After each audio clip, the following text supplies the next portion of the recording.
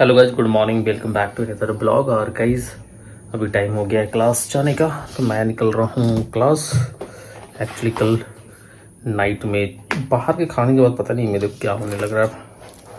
बाहर का चीज़ें मुझे को सूट ही नहीं करता, बहुत अजीब सा फील होने लगता है खाने के बाद। बस चलिए गाइज, आज थोड़ा सा लेट आज ब्रेकफास्ट करेंगे ना, तो अपने आप से चीज़ ठीक हो जाएगा। तो चलिए चलते हैं क्लास गाइज पहले, उसके बाद देखते हैं क्या प्लानिंग होता है आज का। मैं अभी बात कर रहा हूँ आदित्य शंकर से, जो एग्जैक्टली उसका भी एक टारगेट है कि आगे चलकर वो नीट का प्रिपरेशन करे। तो उसके माइंड में इस तरह की घटना सुनने के बाद क्या क्या आता है कि एग्जैक्टली करने उसे प्रिपरेशन करनी चाहिए या नहीं करनी चाहिए, या फिर किस किस तरीके का वो मतलब सिचुएशन होता है या एग्जैक्टली उसकी फीलिंग होती है। तो गाइस चलिए एग्जैक्टली आदित्य से पूछते हैं कि एग्जैक्टली उसका इस घटना को लेकर क्या थिंकिंग है, एग्जैक्टली वो क्या मतलब सोचता है। चलिए अब आदित्य से बात करते हैं। चलो आदित्य बताओ कि एग्जैक्टली तुम क्या सोचते हो। बोलते हैं कि होगा यहीं कहीं, लेकिन जब कोई लड़की बाहर जाती है तो एक डर आ जाता है। राइट। हमको ये घटना सुन के हमको इतना बुरा लगा कि आजकल डॉक्टर्स का भी कोई वैल्यू नहीं है।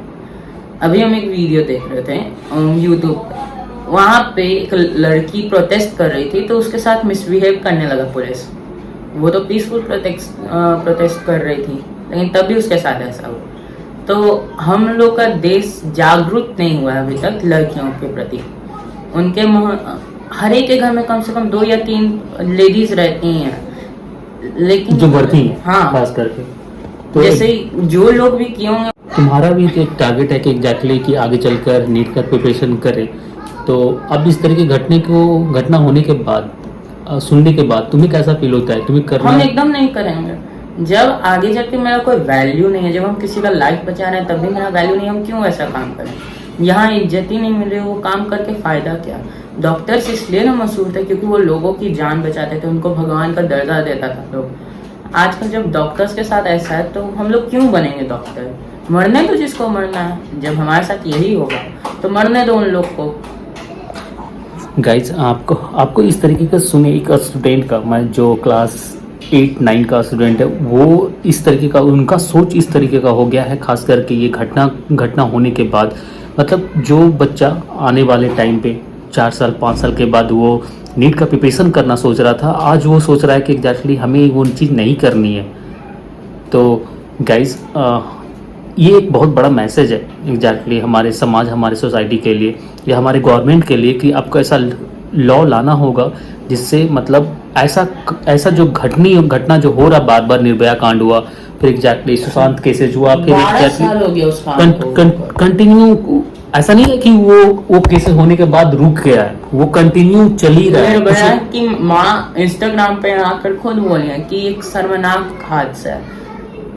उनको कैसा लग रहा हो जब उनकी बेटी के साथ ये हुआ, और अब वो देख रही हैं कि उसको जस्टिस मिलने में इतना टाइम लगा, लेकिन उनको लगा कि चलो अब सुधरेगा समाज, जागरूक होगा।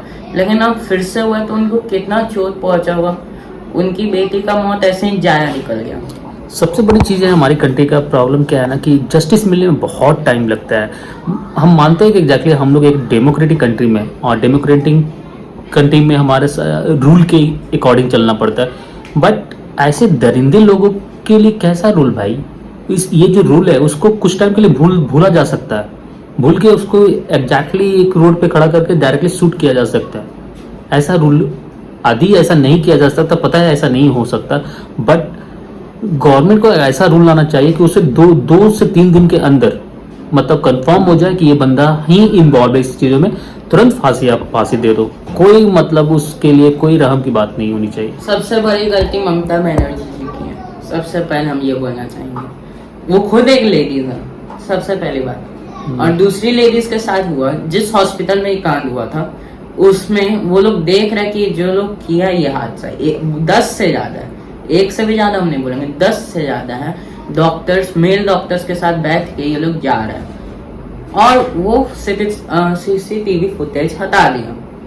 ये तो एक डॉक्टर ये सीसीटीवी फुटेज लीक कर नहीं मैं इस एग्जैक्टली ये बता सकता हूँ कि मतलब इसमें बहुत सारे लोग इन्वॉल्व है। मैं नहीं इस पे बहुत डिस्कशन करना चाहता हूँ क्योंकि मुझे पता है कि इसमें ऐसे ऐसे लोग इन्वॉल्व हैं कि जो अपने को छुपाने के लिए मतलब वो सारे चीज़ों को मिटाने की कोशिश कर रहे हैं, चाहे सीसीटीवी कैमरा हो, चाहे उस रूम को तोड़ देना हो, या फिर उस रूम के सारे एम्प्लॉइज को ट्रांसफर कर दें, हाँ सारे एम्प्लॉइज को वहाँ से हटा देने की बात हो।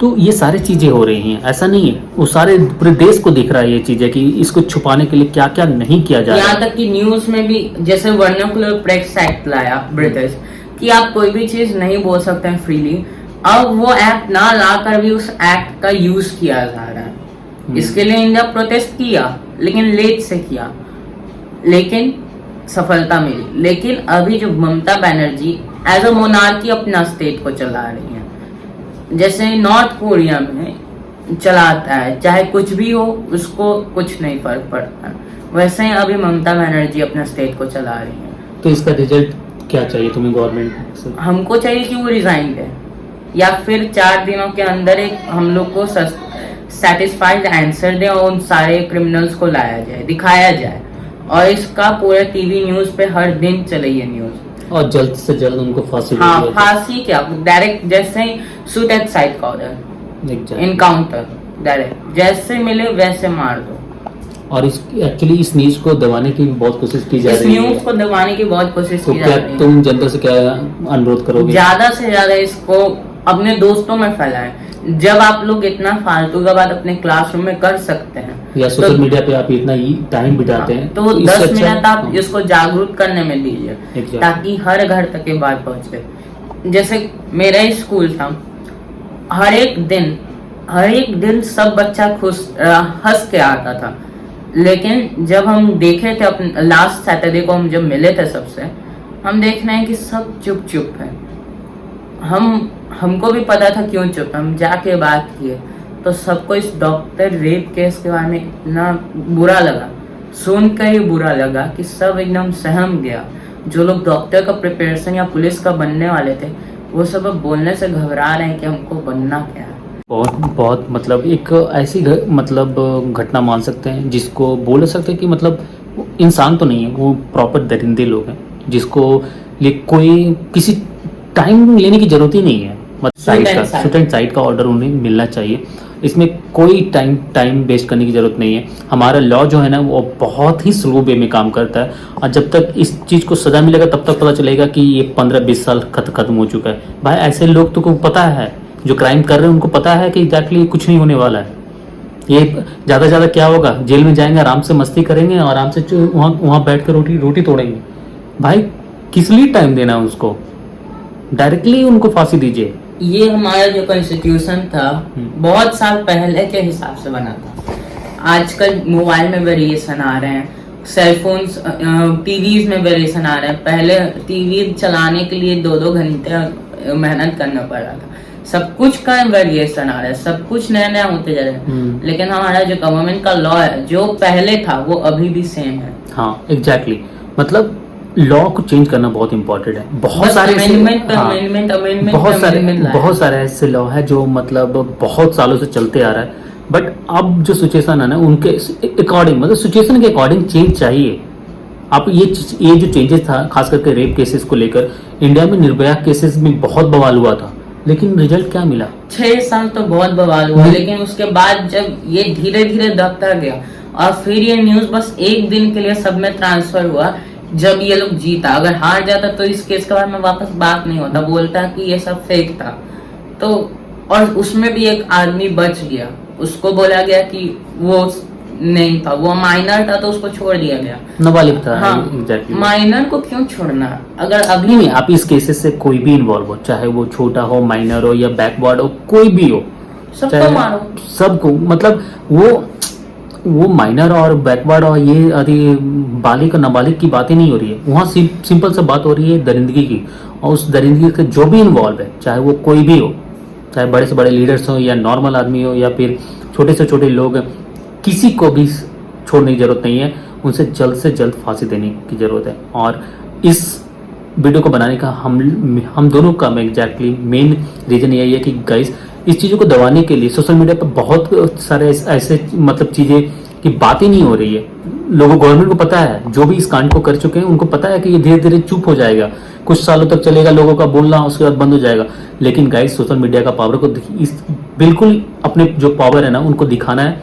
और जितने भी मतलब हम एक्चुअली रिक्वेस्ट करते हैं, जितने भी यूट्यूबर्स हैं या जितने भी सोशल मीडिया इन्फ्लुएंसर हैं, सारे लोग इस टॉपिक पे बात करें।